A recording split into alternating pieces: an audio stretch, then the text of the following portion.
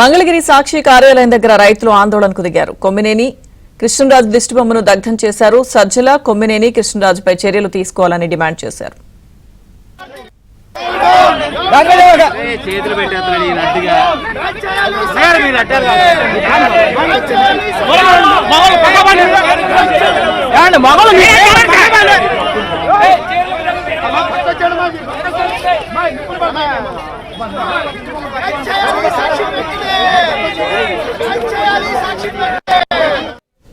మంగళగిరి సాక్షి కార్యాలయం దగ్గర అమరావతి రైతులు ఆందోళనకు దిగారు. కొమ్మినేని కృష్ణరాజు దిష్టిబొమ్మను దగ్ధం చేశారు. సజ్జల కొమ్మినేని కృష్ణరాజుపై చర్యలు తీసుకోవాలని డిమాండ్ చేశారు.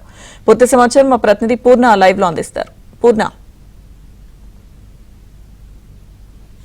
మంగళగిరి సాక్షి కార్యాలయం వద్ద ఉద్రిక్త వాతావరణం నెలకొందని చెప్పవచ్చు. మొత్తం కూడా సాక్షి కార్యాలయం సంబంధించిన బోర్డును అన్నింటినీ కూడా ధ్వంసం చేసిన పరిస్థితి నెలకొంది. మొత్తం కూడా సాక్షి నేమ్ ప్లేట్ని మొత్తం కూడా గోడకున్న నేమ్ ప్లేట్ని తొలగించి అది మొత్తాన్ని కూడా ఎదురుగా ఉన్న మురుగుంట్లో పడివేయడం కూడా జరిగింది. పోలీసులు ఎంత అడ్డుకున్నప్పుడు కూడా ఇక్కడ వీళ్ళెవరూ కూడా ఆగే పరిస్థితి కూడా లేదు. ఎందుకంటే ప్రధానంగా అటు సజ్జలతో పాటు ఎవరైతే కొమ్మినేని కృష్ణరాజు మీద వెంటనే చర్యలు తీసుకోవాలంటూ కూడా అమరావతి మహిళా రైతులు అలాగే అమరావతి రైతులు పెద్ద ఎత్తున ఇక్కడ నిరసన కార్యక్రమానికి అయితే శ్రీకారం చుట్టారు. మొత్తం కూడా ఇక్కడ కార్యాలయం ఎదురుగా మొత్తం కూడా అటు కొమ్మినేని అలాగే కృష్ణరాజుల దిష్టిబొమ్మను కూడా దగ్ధం చేశారు. మొత్తం కూడా పోలీసులు అయితే కట్టుదిట్టమైన బందోబస్తు కూడా ఏర్పాటు చేసి అందరినీ కూడా అడ్డుకున్న పరిస్థితి నెలకొంది. ఎందుకంటే కార్యాలయం లోపలికి వెళ్లే ప్రయత్నం కూడా చేశారు.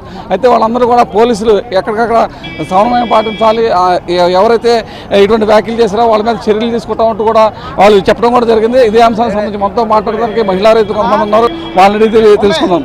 ఏమండి, ఏదైతే నిన్న కృష్ణరాజు చేసిన వ్యాఖ్యలు మర్చిపోకముందలే జనం ఈరోజు సజ్జల గారు మళ్ళీ వ్యాఖ్యలు చేయడం ఎలా చూస్తారు?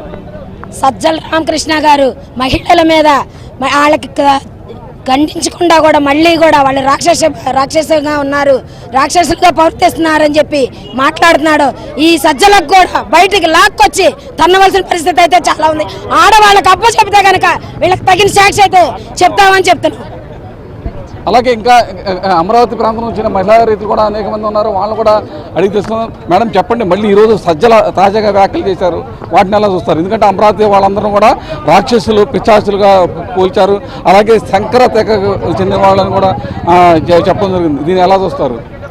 జయ ఆంధ్రప్రదేశ్ అండి. రాక్షసులు పిశాచులు పుట్టిన వాళ్ళైతేనే ఆ వరుసన మాట్లాడారండి. ఈ 3 రోజుల నుంచి అమరావతి రైతులే కదండి, ఆంధ్రప్రదేశ్ రాష్ట్రం మొత్తం ఎంత నరకం అనిపిస్తుండే అంత నరకం అనిపిస్తుందండి.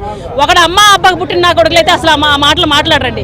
ఎందుకంటే మేము ఈ రోజు కూడా వాడిని అరెస్ట్ చేసి తీసుకొస్తున్నందుకు సజ్జల రామకృష్ణారెడ్డి గారు బయటకు వచ్చి గారు అని కూడా మేమన్నాండి. గాడు వాడు నిజంగా అసలు వాడు చేసిన ముందు నా కొడుకుని వేయాల్సిందే అని అసలు అనవసరంగా వాడు అంటున్నాడు. ఇవాళ ఈ రోజు పిశాచులకు పుట్టిన వాళ్ళ ఎవర్రా పిశాచులకు పుట్టినారు? మీరా? మీ అడ్డగోలుగా పుట్టిన నా కొడుకులు మీరు ఏ వరుసారి మాట్లాడుతున్నారా? ఇవాళ మీ సాక్షి నీకు నిజంగా దమ్ము దారి ఉంటే సాక్షి దగ్గర అంతమంది పోలీసులు ఎందుకు పెట్టుకున్నారా?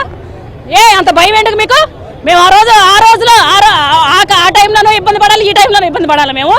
మాకు అవసరం లేదండి. మేము ఒకటే చెప్తున్నాము, సజ్జలే కాదు ఎవరైనా సరే. ఇందాక రజనీ కూడా మాట్లాడుతుందండి, అనవసరంగా పాపం పుణ్యంగా మాట్లాడుతుంది రజనీ కూడా మాట్లాడుతుంది. విడతల రజనీ గారు మేము పచ్చ కామెరలోడికి లోకమంతా పచ్చ కామన్నట్టు ప్రతి ఒక్కడికి అలాగే ఉంటుంది. మాకు అవసరం లేదండి. మేము అమరావతి రైతులుగా ఇంతకు ముందు 1630 రోజులు ఉద్యమంలో పాల్గొని ప్రతి ఒక్కళ్ళు నిరసన తెలియజేశాము. అలాగే ఇవాళ ఎటోకటు అంతు తేల్చిందాక మేము నిద్రపోవండి. ఇవాళ ఈ సంఘటనే కాదు, ఇంకా ఎన్నో సంఘటనలు చూపిస్తామండి. సార్ మీరు చెప్పండి, ఈరోజు తాజాగా సజ్జలు చేసిన వ్యాఖ్యలు ఎలా చూడాలి? ఏమండి, గత 5 సంవత్సరాలుగా రాజధాని రైతులు ఎంత ఇబ్బంది పడ్డారో మనం అందరం చూసాం. 3 రాజధానులని 3 మొక్కలు ఆడి ఒక్క తట్ట మట్టి వేయకుండా అమరావతి రాజధాని రైతుల మీద ఉద్యమాలు చేస్తుంటే ఎన్ని కేసులు పెట్టారో. దేవస్థానం ఉంటూ న్యాయస్థానం ఉంటూ దేవస్థానం అని వెళ్ళినా కూడా అక్కడ కూడా ఇబ్బందులు పెట్టి ఒక పాదయాత్ర సక్సెస్ అయింది, ఇంకో పాదయాత్ర రాజమండ్రి దగ్గర ఆపేశారు. అయినా కానీ అమరావతి రైతులు మొక్కవని ధైర్యంతో 1800 రోజులు ఉద్యమాలు చేసి ఈ అమరావతిని నిలబెట్టారు. ఏమంటే మీరు చెప్పండి, ఏదైతే ఈ మొత్తం కూడా చూస్తుంటే కనుక, ఎందుకంటే మొన్న కృష్ణరాజు అలాగే కేఎస్ఆర్ వ్యాఖ్యలు చేశారు, ఆ వ్యాఖ్యల్ని ఎవరో కూడా మర్చిపోకముందలే వాళ్ళ మళ్ళీ సజ్జల గారు మళ్ళీ వ్యాఖ్యలు చేశారు, వాటిని ఎలా చూడాలి? నేను ఒక దళిత మహిళనండి, కానీ ఇవాళ జగను ఎంత కుట్రకి అంత అన్యాయంగా మా ఆడవాళ్ళ మీద అంత నీచంగా మాట్లాడాడంటే అసలు దేవుడు నీకు ఇదే నేర్పాడా? ఒక క్రిస్టియన్గా నువ్వు ప్రార్థనకి వెళ్ళి ఇదే నేర్చుకున్నావా? అసలు ఏం మాట్లాడుతున్నావు నువ్వు? నీకు నువ్వు కూడా ఇక్కడే ఉన్నావుగా, నీ భార్య పిల్లలు కూడా ఇక్కడే ఉన్నారుగా. నీకు దేవుడు ఇదే చెప్పాడా? ఆడవాళ్ళని గౌరవించమని చెప్పాడా? ఇటకించపరచమని చెప్పాడా? దేవుడు నీకు క్షమిస్తాడా? అసలు నువ్వు ప్రార్థనకి వెళ్ళి ఏం ఉపయోగం? నువ్వు ఇదేనా నువ్వు నేర్చుకుంది? మేము మాత్రం దీన్ని చాలా ఖండిస్తామని, దీని గురించి ఎక్కడికైనా వెళ్తాము, ఎవరినైనా ఎదిరిస్తాము.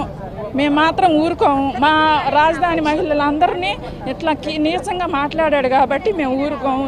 ఎట్టి పరిస్థితుల్లో మాకు న్యాయం జరగాలి, శిక్ష పడాలి, సాక్షి పేపర్ మూసివేయాలి. అది మేము మెయిన్ కోరుకునేది. వాడికి భారతీయ రెడ్డి ఇప్పటికీ ఒక ఆడదై ఉండి కనీసం వచ్చి క్షమాపణ కూడా చెప్పలేదు, ఎటువంటి రెస్పాండ్ కూడా ఇవ్వలేదు. నీకు దేవుడు అదే చెప్పాడా? ఒక క్రిస్టియన్ అయి ఉండి మేము సిగ్గుపడుతున్నామండి అసలుకి. నువ్వు నేను ఎందుకు చెప్తున్నానంటే ఇంకా చాలామంది దళిత మహిళలు చాలా బయటికి రావట్లేదు. మీరందరూ కూడా రావాలి. మనం ఇంత నీచంగా మాట్లాడినప్పుడు మీరు ఎందుకు రావట్లేదు బయటికి? మీరందరూ రావాలి కంపల్సరిగా. ఇది పరిస్థితి. ఏదైతే మొత్తానికి ఇక్కడ మంగళగిరి సాక్షి కార్యాలయంలో ఒక ఉద్రిక్త వాతావరణం అయితే నెలకొందని చెప్పొచ్చు. మొత్తానికి సాక్షి కార్యాలయం గోడకున్న మొత్తం కూడా సాక్షి నేమ్ ప్లేట్ మొత్తం కూడా ధ్వంసం చేయడం కూడా జరిగింది. అలాగే రోడ్డు మీద ఏదైతే తెనాలి మంగళగిరి జాతీయ రహదారి మీద మొత్తం కూడా దిష్టి బొమ్మలు దగ్ధం చేశారు. మొత్తం కూడా కొమ్మినేని అలాగే కృష్ణరాజుకు సంబంధించిన దిష్టి బొమ్మలు దగ్ధం చేశారు. అయితే ఖచ్చితంగా వీళ్ళందరి మీద కూడా చర్యలు తీసుకోవాలి. చర్యలు తీసుకోకపోతే మేము ఎంత దూరమైనా వెళ్ళడానికి సిద్ధంగా ఉన్నామని చెప్పి అమరావతి ప్రాంత రైతులు అయితే చెప్తున్న పరిస్థితి నెలకొంది. ఇది ఇక్కడ తాజా పరిస్థితి. హైదరాబాద్ స్టూడియో.